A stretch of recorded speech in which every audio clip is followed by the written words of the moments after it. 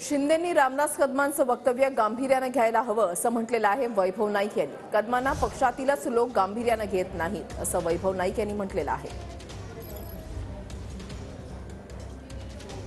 रामदास भाईंनी जे वक्तव्य केले ते किती महत्त्वाचं वाटतं आणि किती गांभीर्याने याला घ्यायला हवं, कारण ते तर स्पष्टपणे म्हणतात की रत्नागिरी, सिंधुदुर्गमध्ये, मावळमध्ये, धाराशिवमध्ये जे काही घडतंय ते अत्यंत घृणास्पद आहे।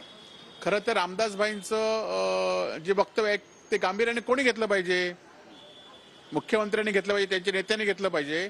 कारण गेल्या 8 दिवसापूर्वी सुद्धा रामदास भाईंनी स्टेटमेंट केलं होतं की भाजप मित्र पक्षांना संपवू पाहते म्हणून, आणि आज त्यांचं दुसऱ्यांदा स्टेटमेंट आहे। परंतु त्यांच्या स्टेटमेंटला त्यांच्याच पक्षाचे नेते जर महत्त्व देत असतील तर लोक काय देतील?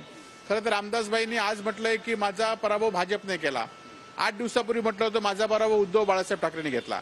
खरं तर शिंदे गटातल्या सगळ्या नेत्यांची अवस्था आता ही लोकसभेच्या आधी, खरं तर लोकसभेला भाजपला गरज आहे तरी पण त्यांची अवस्था अशी आहे, आणि ह्याच्यापेक्षा मात्र त्यांचा आज केसाने गळा कापलाय। परंतु येणाऱ्या लोकसभेचा निकाल जाहीर झाल्यानंतर, विधानसभेचे बुबुल वाजल्यानंतर ह्यांचं अस्तित्व या ठिकाणी संपणार आहे, आणि त्यातले अर्धे, खरं तर अनेक अर्धे मंत्री हे भाजपच्या वाटेवर आहेत आणि त्यांनी आपली जागा शोधलेली आहे। आणि त्यामुळेच खरं आपल्याला माहिती असेल की अनेक मंत्री भाजपच्या संपर्कात आहेत, आणि आज जर